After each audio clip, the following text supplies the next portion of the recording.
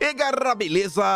Como é que vocês estão? Meus amigos, o dia de ontem foi marcado pela oficialização do ex-ministro Ricardo Lewandowski como ministro da Justiça e Segurança Pública. Obviamente, vamos falar muito sobre isso, trazer muitas coisas, só que antes... quero abrir o vídeo falando da carreta furacão, atualizar sobre dois casos que comentamos ao longo do dia de ontem, que eu acho que inclusive um deles a justiça quer investigar um pouquinho a mais. E nesse primeiro tópico temos uma notícia que aos meus olhos é muito boa. Envolve uma vitória da Jovem Pan, uma vitória judicial contra o Sleep Giants, e eu vou explicar para vocês porque isto soa bem interessante perante os meus olhos. Mas vamos continuar. Depois vamos falar aí do Lewandowski, quero mostrar para vocês algumas coisas que aconteceram, quero mostrar a passada de pano sensacional da Globo e uma resposta aí, né, rebatendo cada ponto aí que o Otávio Guedes tentou emplacar. E enquanto a Globo passava pano, tanto a Folha de São Paulo quanto o Estadão soltaram duas notas que elas se complementam, comentando sobre decisões recentes que o ex-ministro tomou enquanto estava lá no Supremo, que podemos falar que deixou o Lula feliz. Vamos falar assim, né? Nada demais. E aí depois eu quero falar com vocês sobre educação. No dia de ontem teve uma postagem que circulou bastante, mostrando aí sobre as grades nas escolas estaduais do Rio de Janeiro. Quero mostrar umas coisas para vocês, o que se está se tornando a educação nacional. E eu quero mostrar alguns debates, algumas falas nas redes sociais e algumas notas que saíram nos últimos dias que tem tudo a ver com isso tudo e que nos conecta com o tema seguinte, que a gente ainda vai falar de educação, mas colocando a coisa em outro patamar. Vamos trazer outras coisas, outras agendas que têm a ver com isso e que também vai nos conectar ao Poder Judiciário. Mas vem comigo, eu te garanto, tem muita coisa pra gente comentar. E, começando aqui, como eu disse, né, trazendo atualizações de alguns casos que comentamos ao longo do vídeo de ontem, o Márcio Macedo, o ministro de Lula, aquele que foi lá pro carnaval fora de época, o pré-caju, e que estava com seus 3 assessores e que receberam diárias, ele falou com Metrópolis. Macedo admite uso de dinheiro público em carnaval. Foi um erro formal. Que lindo, né? O chefe da Secretaria-Geral da Presidência, Márcio Macedo, admitiu que houve um erro formal no uso de dinheiro público para que 3 assessores acompanhassem o ministro em carnaval fora de época em Aracaju, como mostrou Metrópolis. Aí veja. Houve um erro formal no meu gabinete. Isso nunca mais se repetirá. 3 assessores foram para Aracaju e utilizaram passagens e recursos públicos. Então, gente, parem de reclamar, né? Vamos dar uma segunda chance. O petista sempre... ele já avisou, isso não vai acontecer de novo. Se acontecer, quem sabe vai ser outro errinho formal, mas vamos passar pano. Como é bom ser petista. Você pode fazer o que quiser, no final do dia você fala, foi um erro, e fica por isso mesmo. Já a Nízia, a gente comentou o caso dela, e parece que a Justiça, né, o Ministério Público, é um pouco mais de informações. E a Globo News repercute. O Ministério Público pediu abertura de uma investigação envolvendo o filho da ministra da Saúde, Anísia Trindade, após o PT tentar se aproximar da atual prefeita de Cabo Frio, no Rio de Janeiro, e após liberação de reparo de 55 milhões para a cidade, o filho de Nízia foi nomeado secretário municipal de Cultura. Então o Ministério Público, junto ao TCU, quer investigar se houve alguma relação. Nada estranho por aqui. Mas vamos continuar. Aí, isso daqui, muitas pessoas falaram sobre a passada de pano, que é absurda. Até jornalistas que não são de direita comentaram sobre isso, porque a situação em Yanomami segue horrível, muita gente desnutrida, inclusive, né? Teve fotos, vídeos nas últimas horas mostrando a situação assim degradante para a tribo.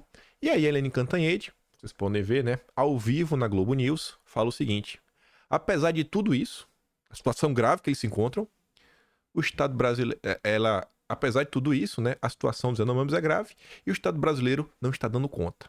E além da questão humanitária, tem também a questão política. Por quê? Porque os bolsonaristas já estão fazendo a festa. Hoje mesmo eu ouvi, mas não diziam que a culpa era do Bolsonaro? Olha lá, continua tudo igual. Ela diz, não continua tudo igual, continua grave, mas não significa que continua tudo igual. Tá, pode ser que esteja pior, na verdade, né? Mas isso dá discurso à oposição, particularmente para os bolsonaristas. E qual foi o destaque que as pessoas deram? Veja, a situação é uma tragédia. E em vez da Eliane Cantanhede estar preocupada com a tragédia, ela está preocupada com a repercussão que isto pode ter no governo Lula. É algo desumano. A gente já sabe como é que funcionam os jornalistas da Globo. E eu vi circular bastante isso daí. Eu primeiro vi alguns comentários, como posso falar, que não citavam a jornalista. Um jornalista que é do consórcio falando, ver colegas falando sobre a questão da Yanomami, pontuando que dar discurso para a oposição é o principal ponto, isso nos mostra que precisamos fazer uma autocrítica. Era uma postagem mais ou menos nessa linha, jornalista do consórcio. Depois eu vi alguns perfis da direita compartilhando a parte de cima do texto. Aí eu fui atrás, para trazer aqui em vídeo, destacar, deixar bonitinho. E eu vi a Eliane Cantanhede falando. E teve uma coisa que chamou minha atenção. Porque é algo que está se tornando normal, assim, a Rede Globo normalizou. Virou um padrão na Rede Globo. Perceba que a Eliane Cantanhede, ela não está falando olhando para a câmera. A Eliane Cantanhede, ela está lendo. Antigamente, você pelo menos tinha o teleprompter. O William Bonner estava lá, ele olhava assim, ó, aí lê, parecendo aqui, ó. Tem uma tela, ele está lendo, você acha que o William Bonner está olhando para você, mas ele só está lendo. Antes era o teleprompter. Eram os editores do jornal que pautavam o que os jornalistas deveriam falar. Agora é o WhatsApp.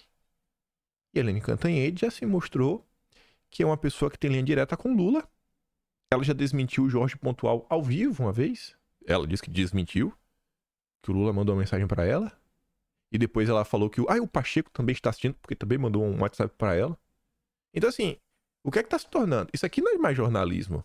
Isso daqui é apenas uma pessoa que está lendo a narrativa que o PT ordena. Não, pede. Por que não precisa ordenar que o pessoal faz de boa vontade? É um absurdo o que está acontecendo nesse país. Aí, ela que está muito preocupada com a oposição, ela não é uma voz única.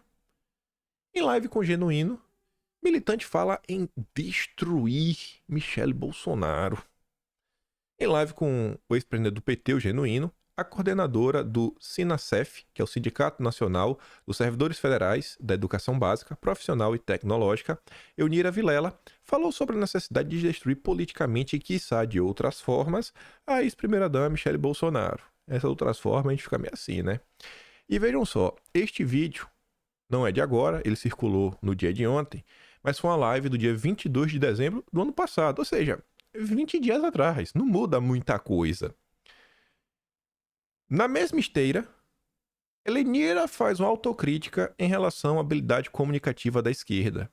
Quem tem dificuldade de falar com o povo hoje no Brasil, sejamos objetivos, somos nós, integrantes da esquerda. Se você observar como ela mobiliza as pessoas, é definitivamente melhor que Bolsonaro. Enfim, perceba que isso aqui é uma live de final do ano.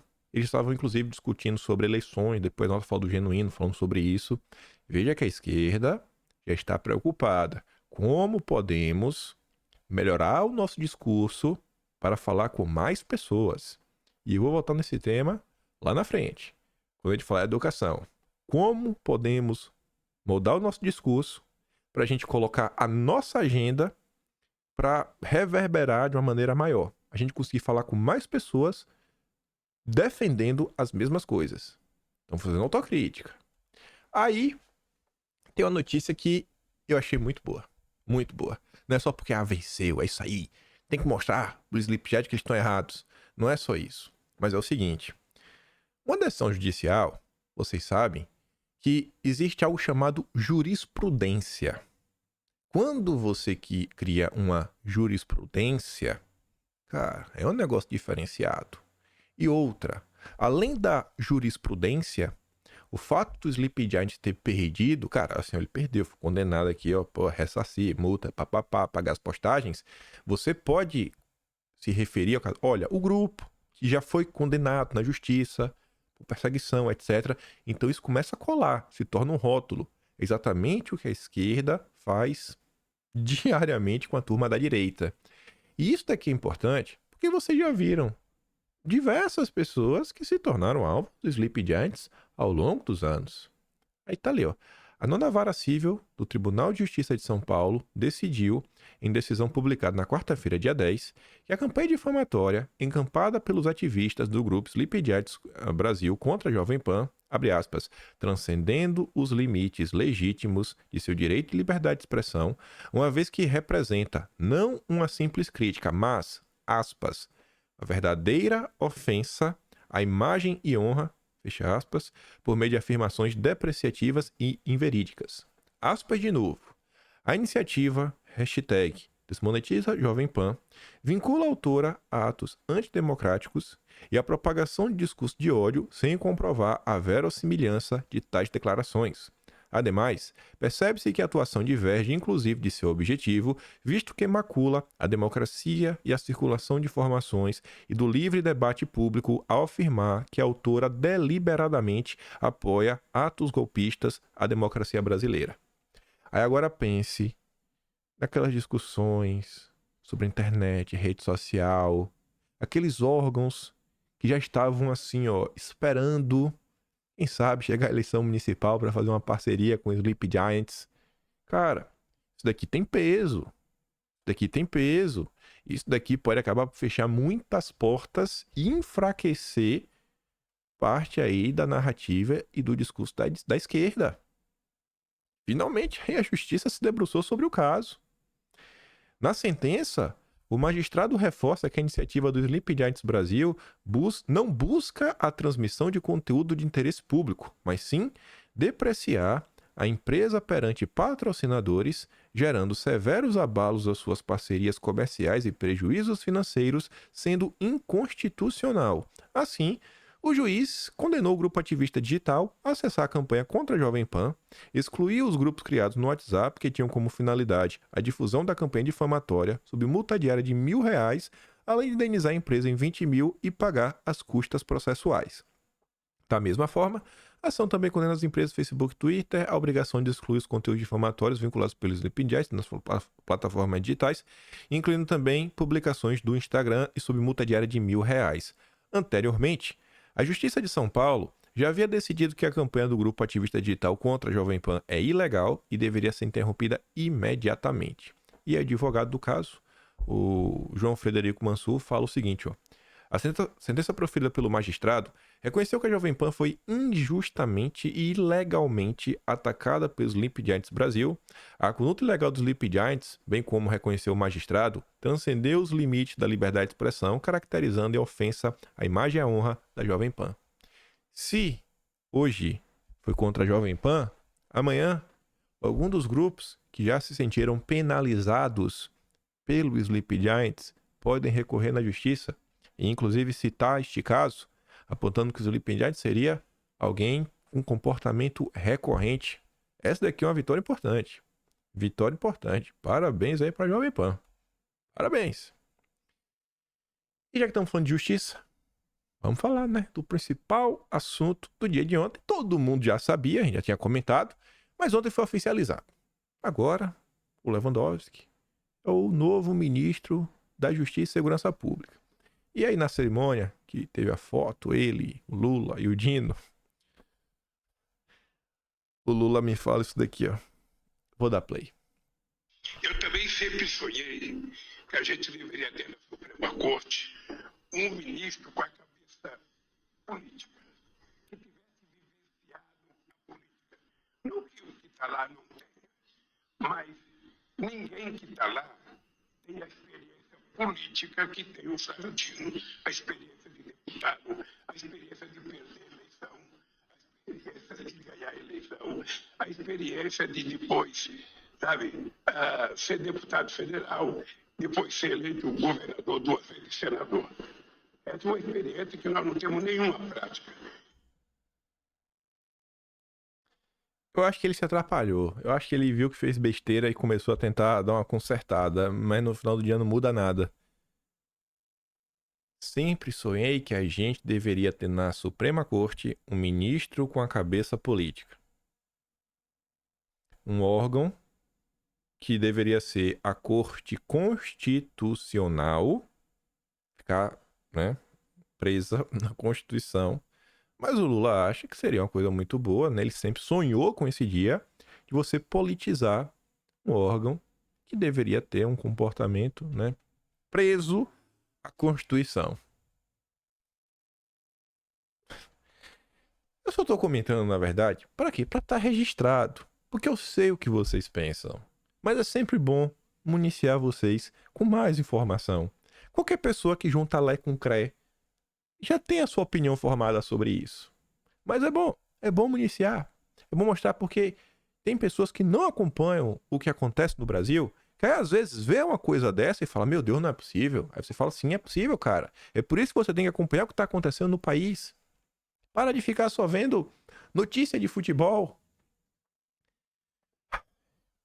No vídeo de ontem a gente comentou sobre um ponto que vem sendo levantado por algumas pessoas, inclusive, segundo o Rodrigo Rangel, jornalista do Metrópolis, que ouviu fofoquinhas de roda de togados de cortes superiores, algumas pessoas estavam criticando o Lewandowski, porque falam, cara, tá aqui reeditando o que foi o Moro, olha, o Moro julgou Lula e foi ministro do Bolsonaro, né, aí tá ruim. E a turma tá reclamando. Um monte de gente começou a reclamar. E, obviamente, tem a Globo para defender. Aí você vê a diferença do Moro para Lewandowski. Aí tem textão, né? Moro assumiu o cargo no governo do principal beneficiado pela prisão do Lula, que ele iniciou. Olha, essa palavrinha é bacana. Até grifar aqui, ó. Ele não fala que o Moro prendeu o Lula. Ele fala que o Moro iniciou. Você não entendeu porque eu vou grafar isso. Essa já é a diferença total. E mais, a suspensão do Moro não foi só por conta disso. A suspensão do Moro se deu porque o governo Lula teve advogados monitorados. O Moro divulgou o áudio que impediu Lula de virar chefe do gabinete. Então, o Moro não divulgou o áudio.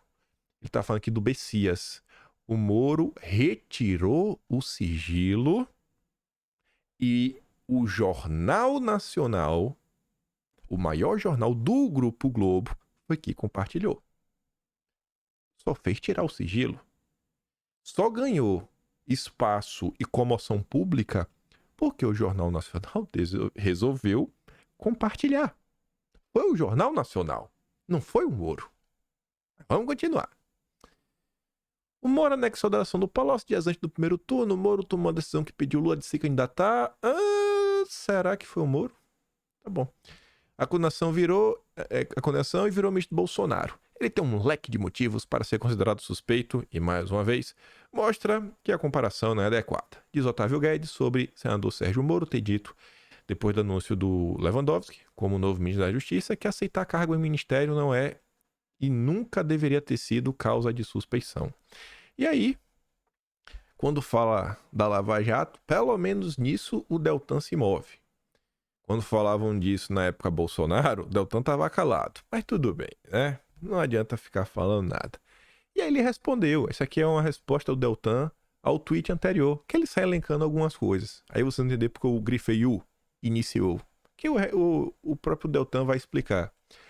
Além da passada de pano, o comentário do jornalista tem erros factuais básicos que desmentem o que ele tenta provar. Vamos lá. Moro era juiz concursado com 22 anos de magistratura, sem qualquer relação política pessoal ou profissional com Bolsonaro.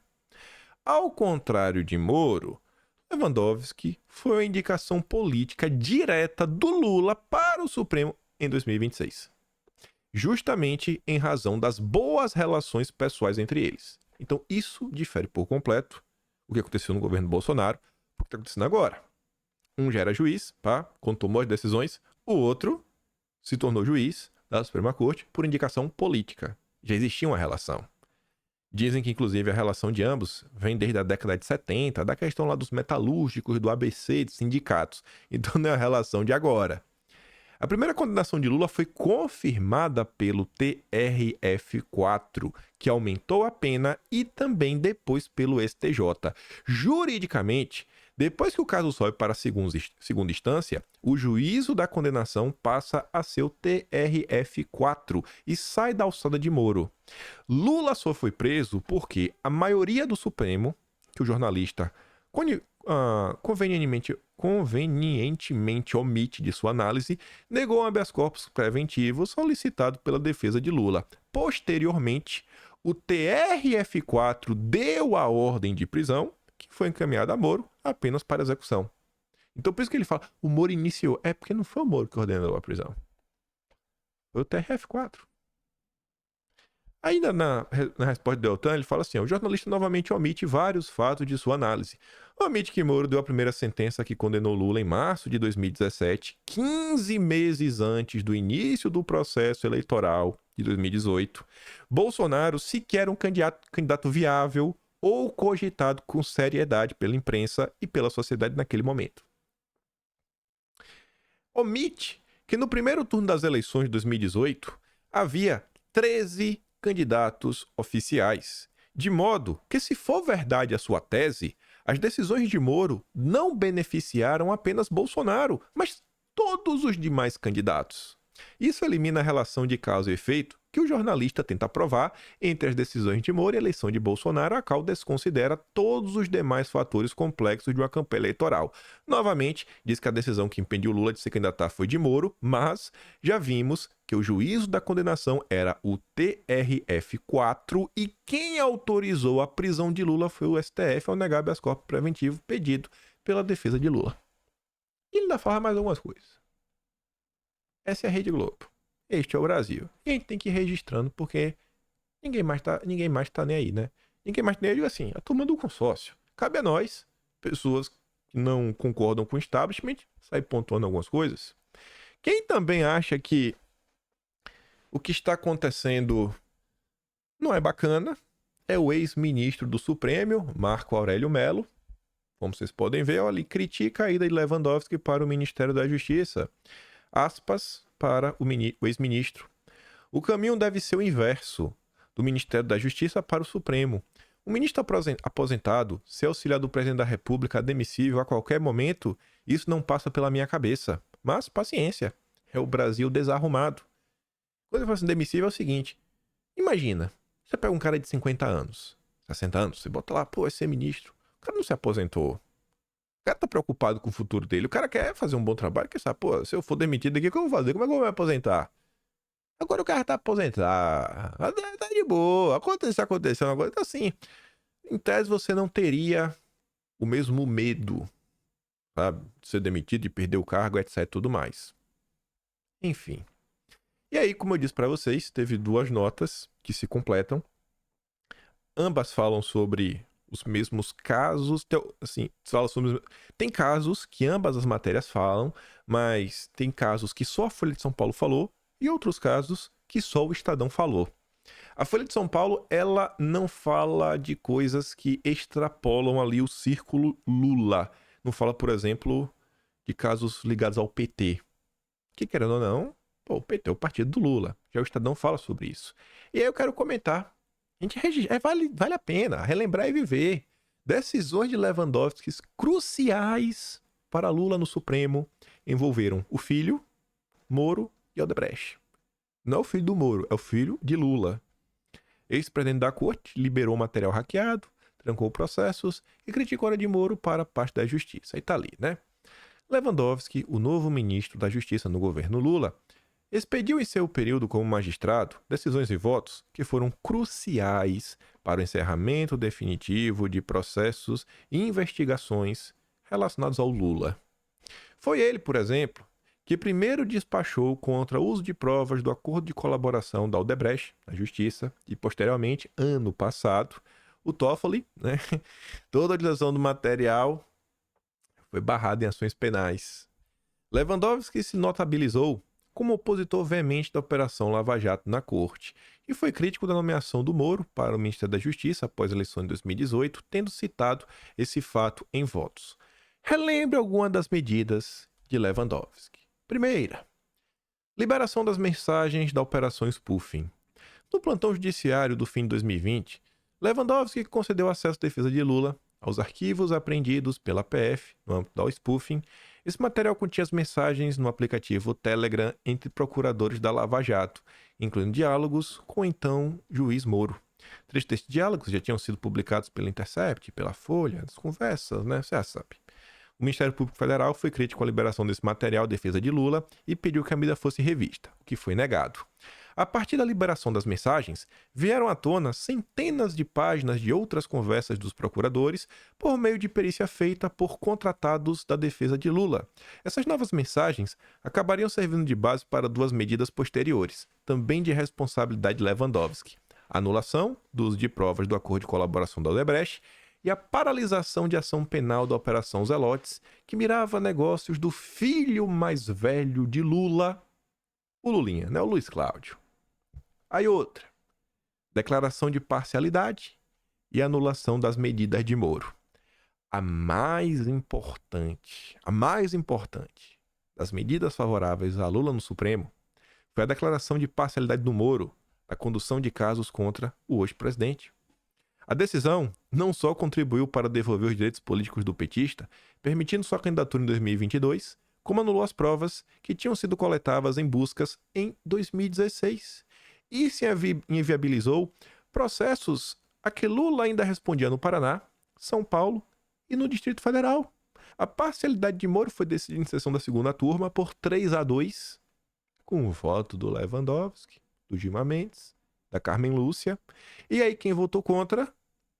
Cássio e o Fachin. Cássio até votou contra, olha só. Entre os motivos para Moro ser declarado parcial, estava a ida para o Ministério da Justiça de Bolsonaro. Lewandowski disse ver motivações políticas, demonstradas, entre outros fatos, pela aceitação, ainda antes do término do segundo turno das eleições presidenciais, do convite para ocupar o cargo de ministro da Justiça. A gente acabou de comentar, né, que não tem relação causal entre as duas coisas. A outra, invalidação do uso de provas da Odebrecht. O uso em processos judiciais de provas entregues pelos executivos da Odebrecht está hoje barrado por ordem do Supremo. A origem e o precedente desse impedimento estão em decisão de Lewandowski sobre o processo de Lula no âmbito da Lava Jato, relacionado à empreiteira. Em 2021, o então magistrado aceitou o pedido da defesa e vetou a utilização do material do acordo de colaboração em ação sobre a compra de terreno para o Instituto Lula. À época, Lewandowski citou fatores principais. As mensagens trocadas entre os procuradores apontavam que as provas da Odebrecht não tinham sido manuseadas com as devidas preocupações, e o então juiz Moro, já considerado parcial, havia despachado na aceitação do acordo da empreiteira. Aí diz que, posteriormente, o entendimento pela invalidação das provas foi referendado pelos colegas do Supremo e estendido para outros réus. E isso aconteceu sob críticas do Fachin e da PGR. Mas, graças a Deus, o Lula tem o apoio do Lewandowski. Até que, em setembro passado, o TOF determinou uma paralisação ainda mais ampla do uso do material fornecido pela empreiteira, que repercutiu internacionalmente. Essa daqui é boa demais. Essa daqui, talvez, aos meus olhos, seja ainda mais importante, porque o que é mais importante que a família, né? O que é mais importante do que a família? E você ajudar um filho, rapaz. Oh, meu Deus, que coisa bacana. Em 2022, Lewandowski suspendeu a última ação penal que ainda estava em andamento contra Lula. A medida permitiu a Lula disputar a campanha eleitoral daquele ano sem ter processos ativos a seu desfavor na justiça. O caso não era relacionado à Lava Jato, mas sim a Zelotes, que tramitava no DF. Nesse processo, Lula e o seu filho Luiz Cláudio eram acusados de participarem de um esquema de tráfico de influência, lavagem de dinheiro e organização criminosa envolvendo a compra de caços suecos pelo governo brasileiro. Segundo o Ministério Público Federal na denúncia, houve uma simulação de prestação de serviços por uma firma de Luiz Cláudio que recebeu 2,5 milhões de reais de um escritório apontado como sendo de lobistas. O então magistrado acatou argumentos da defesa que novamente se baseavam em mensagens trocadas entre procuradores e apreendidas na operação spoofing. Mas o dinheiro aconteceu, teve esse dinheiro, teve o recebimento desse dinheiro, ou foi uma anulação puramente processual? O processo não seguiu os trâmites devidos, né? Mas é bom saber isso. Encerramento de ações no DF. Após Lula assumir a presidência em janeiro do ano passado, Lewandowski determinou o encerramento de 3 ações criminais contra o presidente que já estavam suspensas. Estava suspensa, agora encerra de vez. Encerra para ninguém poder reabrir.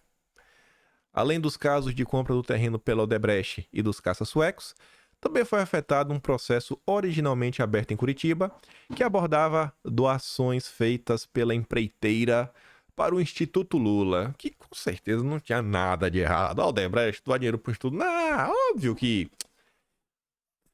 Tem nada demais. Tem nada demais. Aí o Estadão relembra outras, que abrange agora o PT. Por exemplo, né, a manchete é: decisões de Lewandowski, novo ministro da Justiça, em favor de Lula e do PT. Voto para absolver José Genuíno e José Disseu no primeiro grande escândalo de corrupção da era petista, que foi o Mensalão. Lewandowski foi o revisor do julgamento do escândalo do Mensalão e votou em 2012 para que José Disseu e José Genuíno fossem absolvidos da acusação de corrupção passiva. Esta também foi sensacional. Ainda mais quando a gente olha o caso Bolsonaro, né? Bolsonaro com o encontro lá, né? O evento com os embaixadores. Meu Deus, democracia em risco. Direitos políticos de Dilma na votação do impeachment. Em 2016, quando era presidente supremo, Lewandowski presidiu o julgamento que levou ao impeachment da Dilma. Isso no Senado, né? Ele permitiu, a pedidos de aliados da petista, que os senadores votassem separadamente a cassação da petista e a suspensão dos seus direitos políticos por 8 anos. É o famoso fatiamento. O resultado foi que a petista precisou deixar o Palácio do Planalto, mas manteve a prerrogativa de disputar eleições e assumir cargos na administração pública. Foi impeachment sem cassação. Foi impeachment sem virar inelegível. Só no Brasil, né? Com isso, Dilma pôde se candidatar ao Senado em Minas em 2018. Perdeu. Em novembro do ano passado, o Supremo rejeitou por unanimidade uma ação que discordava do fatiamento feito por Lewandowski. Ao todo, 6 mandados de segurança provenientes do Congresso pediam que a decisão do magistrado em dividir a votação fosse anulada. A turma não vai ver isso. E, para fechar essas ótimas decisões, ano passado, já no governo... Aí você vê, ó. Não, porque eles tentam pegar um caso, 2017, 15 meses antes de Bolsonaro, né, ser o candidato, ter as eleições, que não era o grande candidato. Não, olha, aí cria uma relação causal. Aí agora você tem uma decisão tomada por um partido, né, que inclusive estava fechado com o PT durante a eleição e que foi tomada no governo Lula. Suspensão de trecho de lei que impedia políticos em estatais. Pouco antes de se aposentar em 2023, Lewandowski suspendeu trechos da lei das estatais e abriu caminho para a indicação de políticos em empresas públicas, tema de interesse do governo Lula. Lewandowski acolheu parcialmente uma ação do PCdoB, partido aliado de Lula, para derrubar a quarentena de 3 anos imposta a políticos. E agora ele tá aí, né? Tá aí. Tá aí para uma missão. Tá para uma missão. Eu fui convocado para uma missão. Eu fico me perguntando qual missão é essa. Um projeto de país. Mas brincadeiras à parte. Mais uma vez, eu quero ser chato nisso. Tá se discutindo desde o ano passado quem vai ser o próximo ministro da Justiça e Segurança Pública. E os pontos que mais incomodam a imprensa era puramente a disputa dos grupos políticos. Saber qual grupo político iria emplacar o seu nome. Era isso. O assunto segurança pública, que é relativo a essa pasta, ele não tem a mínima importância. O consórcio não tá nem aí. Nem aí. E voltando aqui para outro ponto, veja que interessante. Foi convocado para uma missão, vírgula. Essa primeira parte tanto faz. Agora, olha o que ele diz depois. Um projeto de país. Lewandowski tá roubando nossa agenda, viu? Lewandowski tá ficando esperto. Lewandowski tá esperto. Mas olha quando eu falo, gente, precisamos discutir um projeto. O que a direita quer, ou pelo menos o que a direita não quer. Se a gente já sabe que não quer, já é um começo. Já é um bom começo. Saber o que a gente não quer. E tá aí, ó. 2024 tu vai estar pensando nisso. Pensando nisso porque tem eleição municipal e tem 2026. A turma tá fazendo autocrítica. Lembra lá daquela live lá no início do vídeo. Mas vamos lá. Vamos falar sobre educação. E eu já nem lembro qual era o outro tema que eu falei. Não, isso aqui a gente vai voltar lá na frente. Não foi o Márcio Macedo, não foi a Nízia. Não foi. Foi a Michelle, acho que é autocrítica, enfim. A gente vai voltar a falar de educação. Independente disso, né? Estava eu ontem no Twitter e eu me deparei com essa postagem. Que depois eu fui conversar com uma pessoa no privado para tentar ter mais informações. Eu ia até trazer uns pedaços do chat que no primeiro momento ela falou, pô, eu autorizo. Só que a pessoa começou a ser atacada. Principalmente por pessoas de esquerda. Mas ela também recebeu uns comentários mal criados da turma da direita. E ela falou, pô, eu vou trazer em vídeo, não mostra a minha arroba, né? Não mostra o nome da escola também. Ela deu as explicações dela porque aí você deve imaginar, né? Imagina um negócio desse circula, aí a escola descobre, aí ela começa a ser perseguida na escola. Estudante de ensino médio. Esse é o meu quadro de horários do terceiro ano do ensino médio. O último ano na escola. O ano que é preparatório pro Enem, né? Basicamente. Antigamente era vestibular. Não tem história. Não tem geografia. Não tem física. Não tem química. Não tem biologia. Não tem história e geografia. Essa a educação do Brasil. Parabéns aos envolvidos. Aí você vê, ó. As aulas começam às 7, terminam meio-dia e 15. Segunda-feira, as suas aulas começam com ação. Está em suas mãos. A ação está em suas mãos. É um negócio assim, falar, rapaz, é quase um convite a se tornar militante, né? Aí tem língua inglesa, educação física, beleza. Aí você fala, pô, mas isso não é letiva? Não, é letiva ali, ó. Na terça-feira. Na terça-feira você escolhe o que você quer. Você pode ir para mais de exatas, mais de humanas, mais disso, mais daquilo outro, beleza. Aí depois você tem de olho na rede digital. 2 aulas disso. O que será que o professor vai ensinar? Vai pegar umas postagens da direita, né? Pra fazer fake news na sala de aula. Depois, projeto de vida. Um projeto de vida é mais importante que um projeto de país, né? Em termos individuais, mas... O que isso tem a ver com o ensino médio terceiro ano, né? Aí tinha lá eletiva 3, na quarta e vem. O que rola por aí?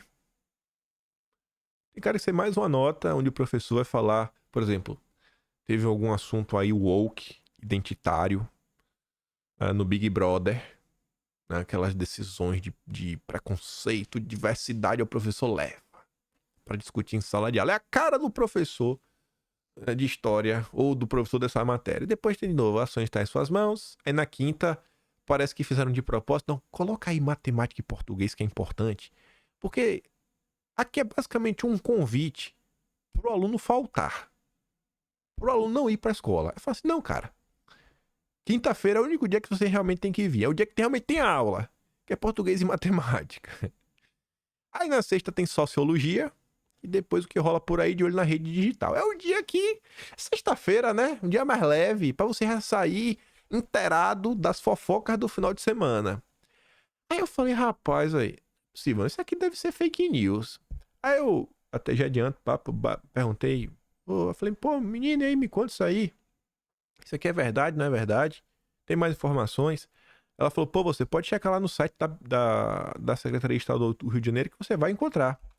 Lá fui eu. Ela me deu o número, o nome da escola. Me deu o número da turma dela. Coloquei lá os dados. Ela me falou, pô, não divulga. Então, pô, não vou divulgar. Vocês podem ver ali, ó. A mesma grade.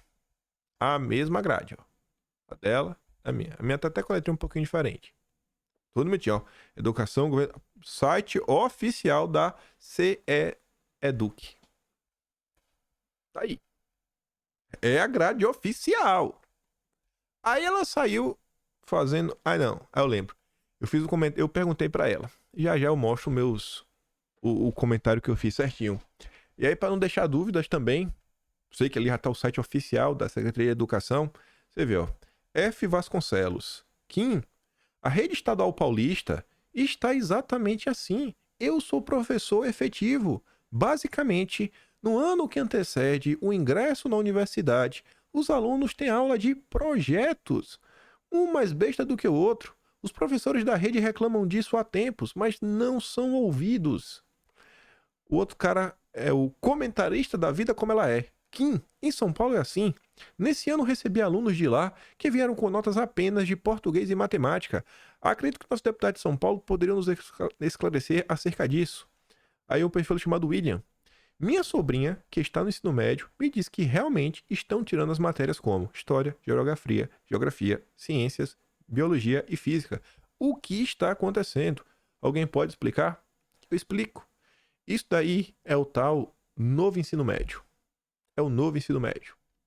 E aí a menina que postou o horário dela, ela fez com que outras pessoas se sentissem motivadas a também postarem. De colégios diferentes, de locais diferentes. Aí, ó, quadro de horários da turma de matemática. A turma do lado da minha. A colega de sala mandou. Educação física, cidadania financeira. Aí você fica, cidadania financeira deve ser importante, porque né, para aprender a lidar com dinheiro, etc. Tá, mas calma. Porque na terça-feira, eu não grifei, você tem matemática e finanças. Será que a parte de educação financeira não está em matemática e finanças? O que será que é cidadania financeira? Será que não há aula de militância? Para falar das desigualdades do Brasil e etc., né, dos burgueses, malvadões, aquela história, aquele papo para converter gente? Não sei. Aí tá ali, né? Projeto de vida, tudo mais. Além de sociologia. Esse daqui também tem um monte ó, de matemática. Tem um monte de matemática. Aí, da minha amiga, de outra escola do Rio de Janeiro. Matemática, né, português, sociologia. Na terça, projeto de vida. Na quarta, vamos jogar. E práticas sustentáveis diversificadas. Minha Nossa Senhora. Mais um. Relicário de heranças. Que é isso, bicho? O que é relicário de heranças? Será que vai falar das heranças dos povos originários, de como é importante dar terra pros índios, defender as ONGs, dar dinheiro pra WWE? Vai fazer o que não sei. E tem envelhecimento da população brasileira, tá? E vai falar o que sobre isso? Fazer militância em torno de questões previdenciárias? Não faço a mínima ideia. Aí tá aqui, ó. Quem és tu, cidadão? Quem és tu, cidadão, né? Descubra-se. Sabe? Não é mimimi, não quer estudar. Não, pelo contrário, eu quero estudar em paz. Sério, eu sempre fui aluna nota 10, dedicada e que nunca estudou por obrigação e sim por prazer, mas eu cansei, não dá mais. Eu queria fazer qualquer coisa pra mudar isso, é desumano. A pessoa que postou a thread tá reclamando, cara, é desumano. Aí vejam como são as coisas. Essa foi a postagem que eu tinha feito e que eu recebi aqueles comentários anteriores. Dos professores atestando, cara, eu sou professor, isso tá acontecendo. E eu mostrei pra vocês o site oficial da Secretaria de Educação do Rio de Janeiro, mostrando, cara, ela tá falando a verdade. E aí quando eu perguntei, a pessoa tinha uma foto no perfil que não só a foto no perfil, como a arroba dela remete a uma pessoa que ninguém da direita gosta. E eu fiz a seguinte pergunta, ó. Cara, você poderia, o nome da escola, né, comeu palavra, né, me passou o nome da escola? Essas imagens são do site oficial da escola, e-mail, ou você colocou no Excel. Queria entender melhor para poder repercutir isso para mais pessoas. E assim como eu recebi comentários de pessoas atestando que é verdade, eu recebi comentários assim, ó. Tu ainda leva a sério? Olha o perfil. Olha o perfil, olha o perfil, o cidadão. É bait. Bait assim, ó, é armadilha. Olha a foto de perfil. Cuidado. Todos os perfis que comentam são corujas. Provável de ser um bait. E eu fico triste de ver isso. E eu entendo. Eu de coração entendo essas pessoas. A gente tá no estado de coisas no Brasil tão triste. O estado de coisas no Brasil é tão triste que as pessoas, elas perderam a confiança. Perderam a confiança. Isso daqui é o nós contra eles, da turma do Lula.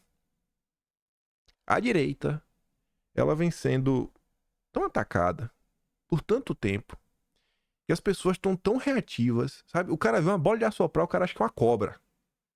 Eu realmente entendo, eu não julgo, eu não consigo jogar, eu entendo que é isso. Porque algumas vezes, às vezes eu vou ler comentário, eu leio o comentário e fico com ódio, aí eu leio de novo e falo, opa, peraí, eu li muito rápido, eu comi uma palavra, acabei de acordar. Acabei de acordar, a pessoa tá sendo generosa e gentil comigo e eu fiquei com raiva dela. Por quê? Porque a gente tá tão reativo, gente. Perceba como são as coisas. Eu tenho a mais absoluta certeza que todas essas pessoas que comentaram isso, elas estão preocupadas com a educação. Elas querem uma educação melhor.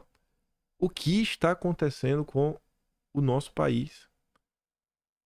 O que está acontecendo com o nosso país? As pessoas estão assim, cara, sabe? Vê os indicativos, vê a foto do perfil, vê a coisa que segue, os comentários que compartilha. Cara, isso deve ser alguma cilada. E dá pra entender. A gente tá passando no Brasil por uma crise de confiança. Eu vejo que, sei lá, porque eu faço isso tão frequentemente que você vai calejando. Não sei se é porque você vai calejando ou eu posso ter algum tipo de resistência diferente. Mas eu vejo que eu ainda consigo ler, mesmo comentários da turma da esquerda, e não ficar com, sabe, me mordendo de raiva. Assim, meu Deus do céu, que absurdo que eu tô lendo. Tem muito comentário que é absurdo, você já deve ter visto vários. Sabe?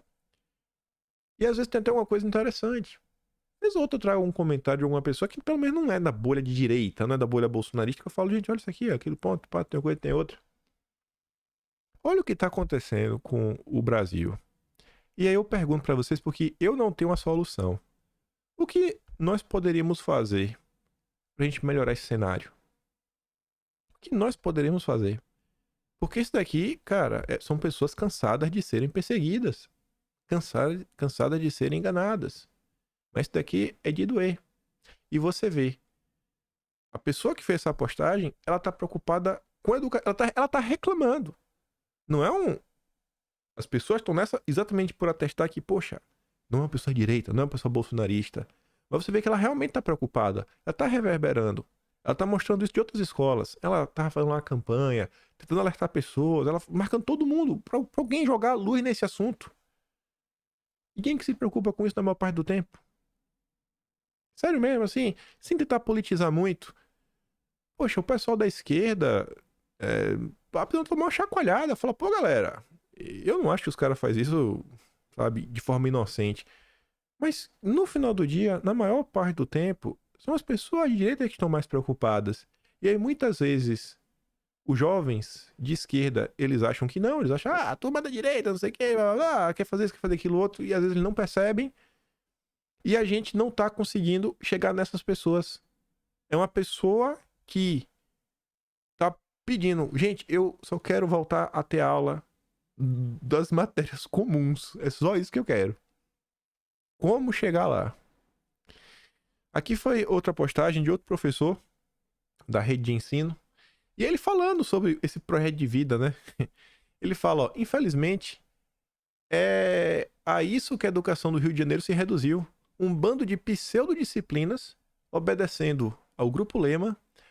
Eu mesmo perdi minhas aulas de história e em 2024 vou ter que lecionar projeto de vida. Lembrei. O que eu ia falar lá na frente, ia falar sobre isso, que era autocrítica. Olha aquela notícia contra a Michelle. Os petistas preocupados em falar para mais pessoas.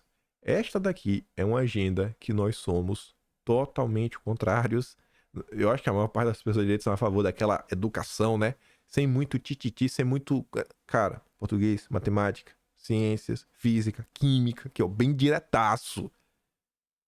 Mas a gente não tá conseguindo chegar. Como chegar lá? Né? Qual seria a autocrítica? O que tá faltando para nós? Aí beleza. Ensinar projeto de vida. Já baixei o conteúdo de projeto de vida do ensino médio e estou organizando as aulas conforme manda o sacro figurino da educação verdadeira. Já selecionei textos de Platão, Aristóteles, Henry Ford, Napoleon Hill, São Tomás de Aquino, Santo Agostinho, Julian Brenda, Sertilanges, Regine Pernod, Le Goff, Mises e Camus. Só não sei como conseguirei financiar a xerox dos conteúdos, mas isso fica para depois. Quem tiver curiosidade do conteúdo proposto para Pé de Vida, veja e chore. Esse daqui é um professor que é exceção à regra. Exceção à regra. É um cara que vai levar e depois faltou um quarto... Agora eu tô lembrando. Faltou um quarto tweet que ele fala que o primeiro texto dele vai ser um texto de Olavo de Carvalho. Lá do Imbecil Coletivo. É um cara que é mais à direita. Que vai abordar sobre isso. Mas se essa matéria, ela dá liberdade para você levar textos mais à direita, qual a chance da gente ter vários conteúdos de esquerda? Porque, em tese, a maior parte dos professores das redes de ensino, a maior parte deles está um pouco mais à esquerda, né? Isso é meio preocupante. Aí tá ali, ó. Site oficial do governo do Rio. Projeto de vida. O projeto de vida é um componente curricular do novo ensino médio, ofertado dentro dos itinerários formativos. O seu objetivo principal, de acordo com a lei, da BNCC, é permitir que os estudantes construam seus próprios projetos de vida com liberdade, autonomia, consciência crítica e responsabilidade, desenvolvendo competências cognitivas e socioemocionais que permitam pensar no seu futuro depois da escola. O projeto de vida busca valorizar os saberes e as vivências culturais para além dos conteúdos tradicionais do currículo, visando a educação integral dos estudantes. Aí eu estava lembrando aqui agora. Se eu não me engano, foi no episódio número 97 que eu abordei sobre a BNCC. Dá uma pausa aqui.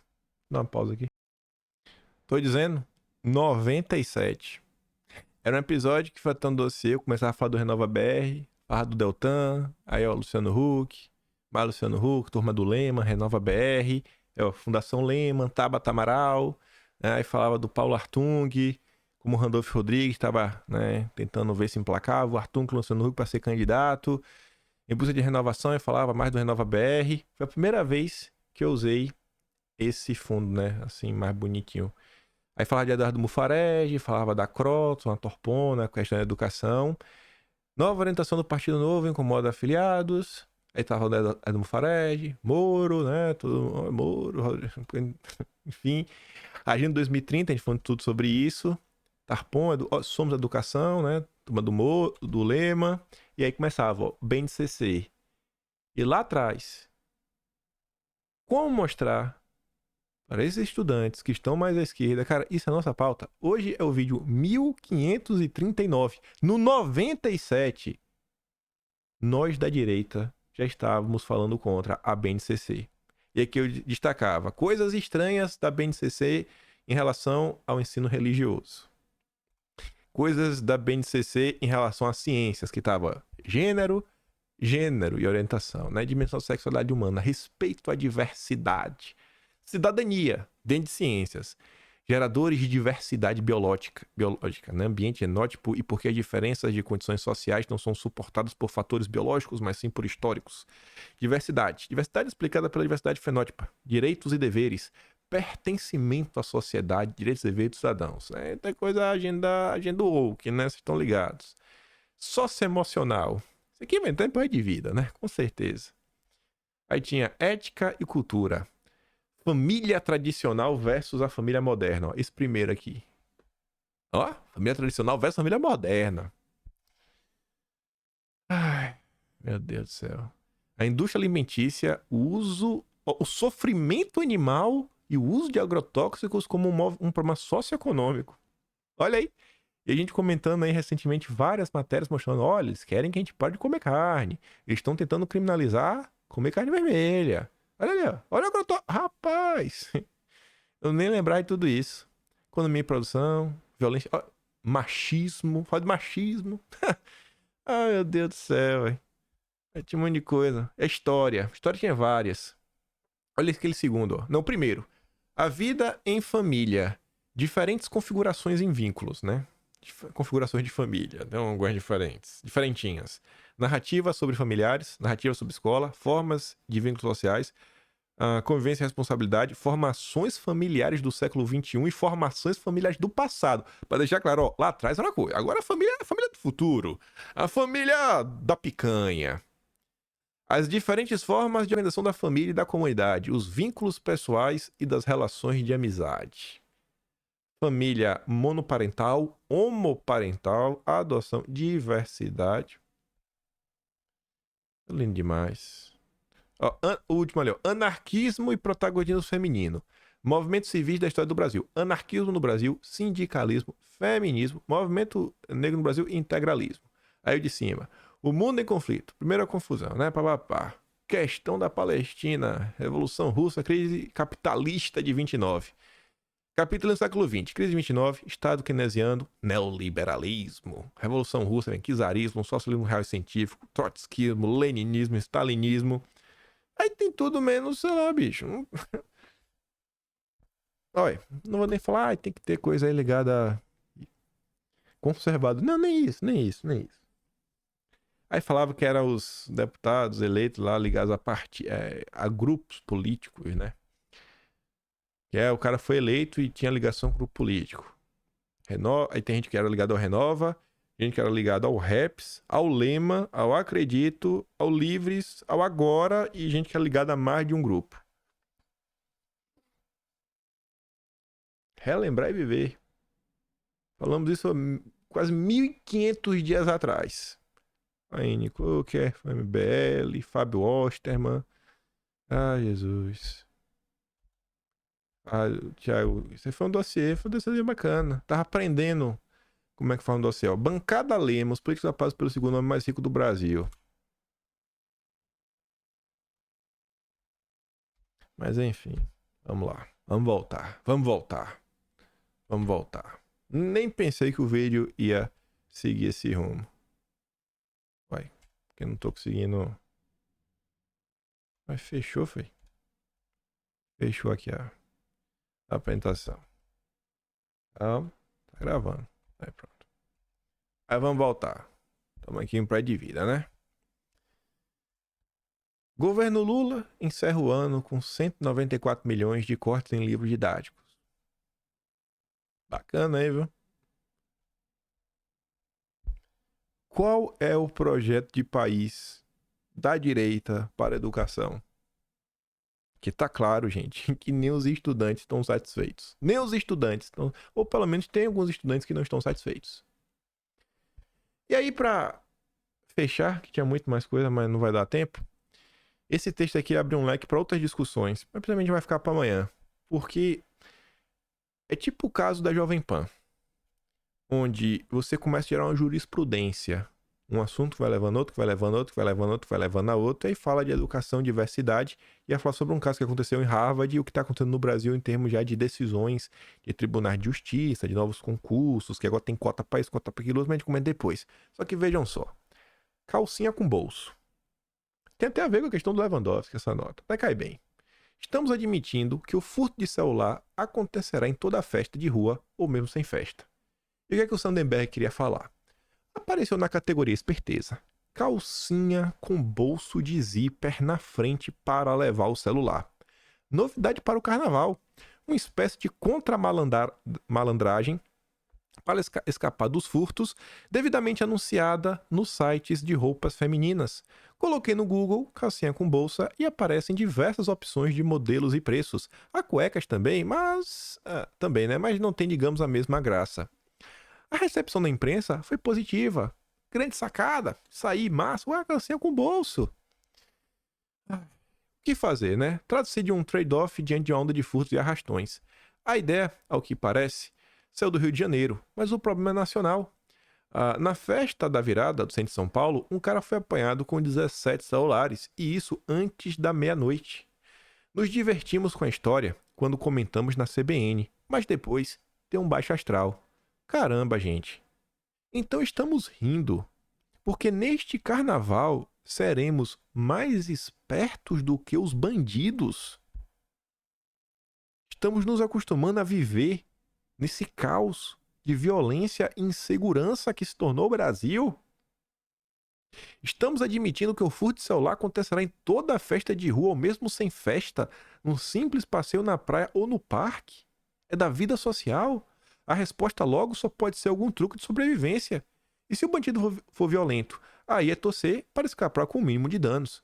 Estamos nos acostumando com o errado, com o crime, com o pouco que já está bom. Revela falta de confiança nas instituições, nas leis e nas pessoas que deveriam garanti-las e um certo desânimo com o país.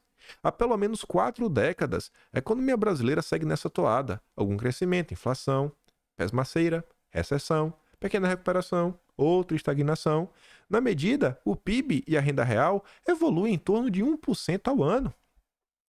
Por que não se consegue, ao menos, imitar os bem-sucedidos? Considerem a educação. No final do ano passado, comemorou-se por aqui discretamente o resultado do PISA, né? Os alunos brasileiros quase não sofreram perdas, né? Porque isso já está tão ruim que não deu que piorar. Pouco se notou que o padrão vinha de muito baixo, de onde é difícil cair. E se deixou de lado o principal. Os alunos das escolas privadas foram bem, enquanto os estudantes das públicas ficaram entre os piores desempenhos do mundo. Parecia jogada política, escondeu ruim. Pensando bem, foi o costume. A escola pública é ruim, assim mesmo. Em alguns estados foi boa até os anos 60, daí foi piorando, em meio a infindáveis discussões sobre o melhor método educacional adequado ao Brasil. Há países ricos com boas escolas públicas, há países emergentes, especialmente os asiáticos, que deixaram a pobreza enquanto melhoravam a qualidade de suas escolas públicas. A relação é direta: escola boa, produtividade da mão de obra, crescimento forte e melhor distribuição de renda, porque os pobres têm oportunidades educacionais próximas às dos ricos. Há escolas públicas de qualidade em diversas cidades brasileiras. Isso quer dizer que, mesmo aqui, sabe-se como ensinar língua, matemática e ciência para o mundo da inteligência artificial. Para todo lado onde se olha, sabe-se o problema. Olhando um pouco em volta, encontram-se as soluções corretas. E a gente aqui inventando calcinha com bolso de zíper. E aí eu puxo mais uma vez a importância da gente discutir um projeto de país. Porque o ser humano, por muitas vezes, ele não consegue desejar o que ele não sabe que existe. E como vocês estão vendo, a gente está começando a se acostumar com o absurdo. Assim, o absurdo, o absurdo, o absurdo, o absurdo, o absurdo. A gente tem que mostrar que existe. Existe algo. Existe algo. Existe algo. Você vê, vez ou outra, quando vão falar de educação que deu certo, citam que Sobral. E é porque Sobral meio que deu certo, as pessoas sabem que tem. Ele sai citando Sobral, Sobral, Sobral, Sobral, Sobral, Sobral, Sobral, Sobral, Sobral, Sobral, Sobral. Imagine você pega um estado, Santa Catarina, que já tem uns indicadores melhores. Que ainda assim o pessoal vai, tá dando certo porque os indicadores são melhores. O Jorginho Melo, chama lá os prefeitos. Poxa, vamos aqui conversar entre nós, o que é que dá pra fazer? Beleza que tem esses direcionamentos aqui que vem de cima pra baixo, né? Uma base nacional, curricular, papapá, isso mesmo. Mas, cara, o que é que dá pra fazer pela gente? Isso aqui, pá, aí vai e faz. Aí Santa Catarina consegue fazer uma revolução na educação. Aí todos os estados falam, pô, sacanagem, bicho. Como é que esses caras conseguiram fazer isso, velho? Agora tá todo mundo aqui no meu estado reclamando porque quer ser igual a Santa Catarina. Aí começa a discussão, né? Olha, e aí? Então, né? Santa Catarina deu certo porque o governador e os prefeitos se uniram, tal, pô, bacana. E foi. E o Jorginho Melo se uniu com todos. Nem pros petistas o Jorginho Melo fechou as portas. Aí o cara falou, rapaz, aqui o governador petista do meu estado só pensa em perseguir a oposição. É um inquisidor aqui no meu estado. Poxa, olha como essa galera da direita é diferenciada, viu? Olha como a agenda que esse pessoal da direita, rapaz, velho. Se a direita fez essa. Eu vou votar alguém da direita aqui também. Eu vou votar alguém da direita que eu tô preocupado com a educação do meu filho, dos meus sobrinhos, disso, daquilo, outro. A gente precisa mostrar, pelo menos, sabe, que existe. Existe, cara. Você não sente porque você sequer sabe que existe. Mas existe. Existe. Existe um caminho onde as coisas podem melhorar. E educação, gente, não tem nem ligação assim, cai com verba com isso, com aquilo outro. Quando de vocês aí, os mais velhos, estudaram que o professor só tinha um giz. Era só o giz e o apagador, as aulas eram infinitamente melhores do que as aulas hoje em dia, cheias de PowerPoint disso. O cara só faz um monte de coisa e não explica nada, o aluno finge que entende, o professor finge que dá aula. Precisamos de um projeto de país. Precisamos. Para mostrar e colocando em prática. Onde der, nos municípios, a gente vai reverberando. Fazer com que as pessoas no Brasil que não são politizadas sintam inveja. E falem assim, cara, eu quero esta realidade para mim. Como é que faz para ter essa realidade? Ah, é votando na direita? Então eu vou votar na direita. Vou votar na direita. E é isso. Vou mandar o vídeo lá no Metrópole, lá no Telegram. Link tá sendo na descrição. Se gosta do meu conteúdo, quiser me ajudar mais um pouquinho, posta no canal. Tem um botão de valeu, tem um peito na descrição e tem um Atlas brasileiro, Kimpaim.com sem BR, né? Pimpa.com, tem BR. Lá tem tudo isso registrado. E dia 15 agora sai o Atlas de novembro. Compartilhe o vídeo, volta amanhã e eu deixo aquele grande beijo e abraço, tamo juntos. Valeu, meus amigos. Fui!